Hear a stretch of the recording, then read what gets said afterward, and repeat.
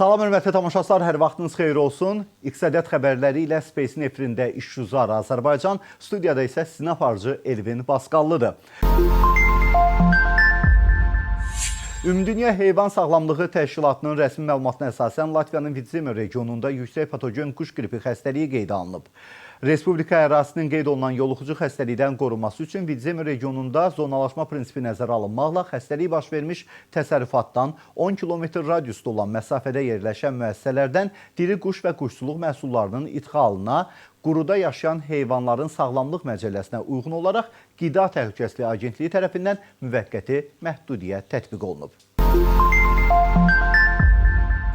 Azərbaycanla MDB ölkələr arasında ticarət dövriyyəsinin müsbət dinamikasının qorunub saxlanılması sevindirici haldır. 2024-cü ildə ticarət dövriyyəsi 7% artıb. Bu ilin ilk 4 ayının yekunlarına əsasən isə 43% artım müşahidə olunur. Və sonda Milli Məclisin Təbii Ehtiyatlar, Energetika və Ekologiya Komitəsində istilik təchizatı haqqında qanun layihəsi ilə əlaqədar dinləmə keçirilib. Qanun layihəsi istilik enerjisinin istehsalı, paylanması, satışı və istifadəsinə dair hüquqi, iqtisadi və təşkilati əsasları müəyyənləşdirir.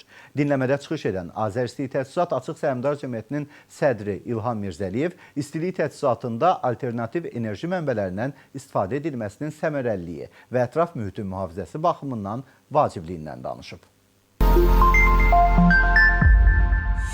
Əhali istehlakçıları tərəfindən istifadə olunan təbii qazın 70%-i birbaşa isitmə məqsədlərinə istifadə olunur. 70%-i.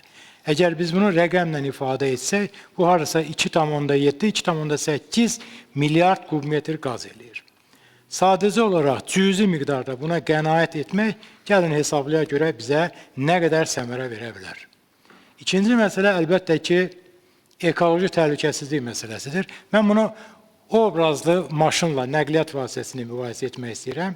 4 nəfərli mini maşının təsiri, ekoloji təsiri, ictimai nəqliyyatın, 80 nəfərli ictimai nəqliyyatın təsiri, ekoloji təsiri. Bax, bu müqayisəni də götürdükdə təsəvvürünüzə gətirək ki, 100 minlərlə mənzillərdən tüstü boruları eybəcər bir şəkildə şəhərə çıxacaq. Amma bunun əvəzində mərkəzləşmiş istilik sistemləri vahid mərkəzdən tənzimlənən şəkildə atmosferə atılan çirkləndirici maddələrin norma həddində əməl olmasına imkan verəcək. Və nəzərə alsaq ki, fərdi sistemlərlə mərkəz sisteminin müqayisədə qaz sərfiyyatı təbii ki, mərkəz sistemdə daha səmərəlidir və bu bizim burada əldə edə biləcəyimiz qənaət. Hesab edirəm ki, mən sonda bir rəqəm səsləndirəcəm və 100 milyon manatlarla vəsaitə biz qənaət edə bilərik. Mən qanunun özəlliklərindən bir məsələni də özəl sektorun bura cəlb edilməsi imkanlarının ilk dəfə olaraq bizim istilik təchizatı sayəsində mümkünlüyünü qeyd edərək və buna imkan yaranır. İlk dəfə olaraq istilik təchizatı sahəsi təsnifatlaşdırılır ki, bu da özəl sektorun burada onun istənilən mərhələsində həm istehsalda, ötürmədə, paylama proseslərinin iştirakına yaxşı bir zəmin yaradır. Və bu əsasdan keçərək mən ilk növbədə hörmətli Naqif müəllimin sualı ilə bunu əlaqələndirmək istəyirəm. Sual belə oldu ki, Azəristiliyin gəlirlə işləməsi üçün hansı addımlar atılır? Və mən hesab edirəm ki, özəl sektorun istilik təchizatı sektoruna cəlb olunması bir rəqabət mühitinin formalaşmasına təsir göstərəcək. Əlbəttə ki, Azəristilik olaraq biz işləmək istəyiriksə, gündəmdə qalmaq istəyiriksə, mən hesab edirəm ki, həmin rəqabətlə ayaqlaşmaq üçün o bütün addımları atacaq. Şəxsən mən hesab edirəm ki, Azəristilik bugün nəinki qazxanaların istismar edib istilik təchizatını həyata keçirmək yox. Bütün istilik bazarında digər sifarişlərlə, ola bilsin özəl sektorun sifarişləri ilə qazxanaların tikintisi, onların idarə olunması, istismarı və digər məsələlərlə də məşğul olub, gəlir əldə edə bilər və xərclərin optimallaşdırılması ilə paralel əlavə gəlir əldə etmək tariflərin o qədər də artmasına əsas verməyəcək. Ən vacib məsələlərdən biri mən hesab edirəm budur. İkinci məsələ sizin sualda işğaldan azad olmuş ərazilərlə bağlı idi. Hörmətli Elnur müəllim bununla bağlı kifayət qədər ətraflı cavab verir. Amma mən bir məsələni də əlavə eləmək istəyirəm ki, Energetika Nazirliyinin rəhbərliyi ilə biz bir yerdə işğaldan azad olmuş ərazilərdə istilik təchizatı variantlarının seçiminə dair konsepsiya sənədi hazırlayıb tövsiyələr vermişik. Bir mənalı şəkildə qaz təchizatı olan ərazilərdə bütün çox mənzilli binalar üçün təklif etmişik mərkəzi istilik sistemləri. Qaz olmayan yerlərdə ola bilsin ki, digər alternativ vasitələrdən istifadə oluna bilər və eyni zamanda günəş enerjisindən də bu və digər formada istifadəsi tövsiyə olunmuşdur. İndi burada ən ciddi bir məsələ, mən bunu diqqətə çatdırmaq istəyirəm, nədən ibarətdir? Burada məsələ burasındadır ki, mərkəzi sistemin səmərəli olması üçün 3 dənə vacib faktor var. Və bir çoxları hesab edir ki, mərkəzi sistem bahadır, kombi istifadə etməyim daha səmərəlidir. Bu, aldadıcı bir, səhv bir fikirdir. Mərkəzi sistemin səmərəli olması üçün 3 vacib amil var. Bu amillər nədən ibarətdir? Birinci növbədə binaların enerji effektiv tələblərə cavab verməsi, ikinci növbədə fərdi tənzimlənmə imkanlarının olması, üçüncü növbədə qeyd edildiyi kimi müasir istilik sistemlərinin olmasıdır. Bayaq Vaqif müəllim də qeyd elədi ki, köhnə binalarla təzə binaların sərfiyyatında nə qədər 3 dəfəyə yaxın böyük bir fərq var. Ona görə tikinti norma və qaydalarına əsasən yeni tikilən binalarda mütləq qaydada A, B, C sinifinin tələblərinə cavab verməlidir. Bu o deməkdir ki, ən aşağı C sinifi sayılır ki, burada enerji sərfiyyatı müəyyən hədd daxilində normallaşdırmalıdır. Əgər binalar bu enerji effektiv tələbəyə cavab verəcəksə, mərkəzi sistemin xərcləri kifayət qədər az olmaqla fərdi sistemlərin heç onunla müqayisə olunmayacaq. Yəni, kifayət qədər səmərəli olacaqdır.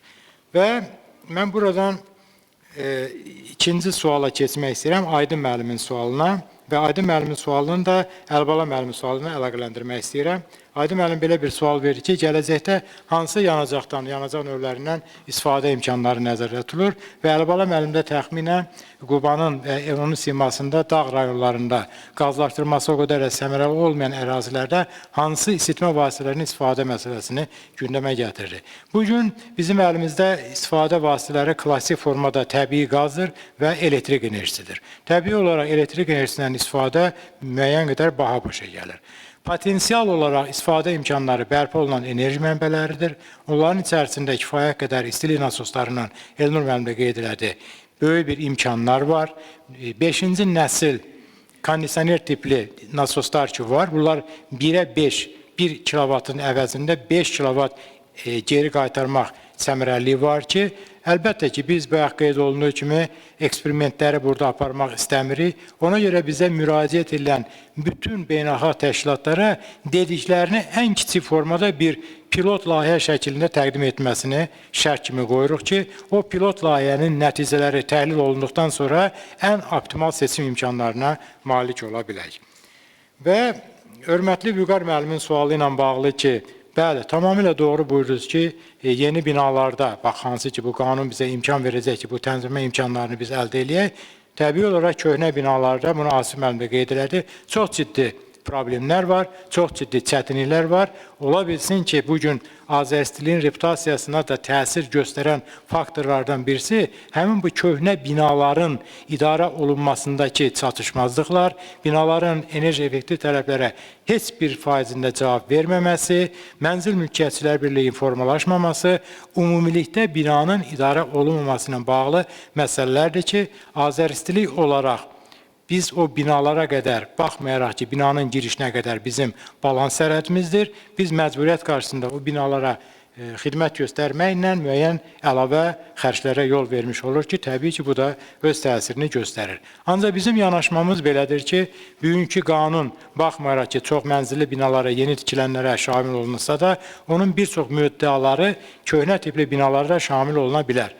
Burada ilk növbədə dövlətin rəsmi şəkildə artıq bu sahə üzrə vəzifələrin öhdəliklərinin verilməsi, binanın balans saxlayıcılarının öz balansında olan mülkiyyət üçün cavabdehlik hüquqları və ilə bərabər onların vəzifələrinin müəyyən olunması və digər məsələlər köhnə tipli binalarda da məsələlərin əlinə imkan verəcək. İkinci bir məsələ, biz hesab edirik ki, xidmətin keyfiyyətinin yüksəldilməsi həmin köhnə tipli binalarda yaşayan insanları da yenidən o mərkəzi sistemə üst tutmağa imkan verəcəkdir. Və nəhayət sonuncu, hörmətli Zahid müəllim kifayət qədər tutarlı rəqəmlər səsləndirdi. Mən onu çox yüksək qiymətləndirirəm, amma hörmətli Zahid müəllim, mən bir rəqəmi buraya əlavə eləmək istəyirəm. Bizim hesablamalarımıza əsasən bugün Azərbaycanda isitmə məqsədlərinə 28 milyard kilovat saat enerji istifadə olunur. 28 milyard kilovat saat. Bura təbii qaz, elektrik enerjisi, mərkəzi istilik sistemi, odun, mazut, dizel, bütün vasitələrin ölçüləri bura daxildir. Baxın ki, 28 milyard çox böyük bir rəqəmdir. Bunun 10% qənaəti 2,8 milyard kilovat saat enerjiyə qənaət deməkdir. Ona görə də hesab edirəm ki, bugün təqdim olunan qanun layihəsi kifayət qədər dünya ölkələrinin, ən qabaqcıl ölkələrin təcrübəsini və Azərbaycan reallığını nəzərə almaqla hazırlanmış bir qanun layihəsidir. Onun qəbul edilməsi kifayət qədər bizə səmərəli fəaliyyət üçün stimullar yaradacaq. Və hörmətli tamaşaçılar, bugünə bu qədər. Yenidən görüşərik. Vədimizə sadiq olaq.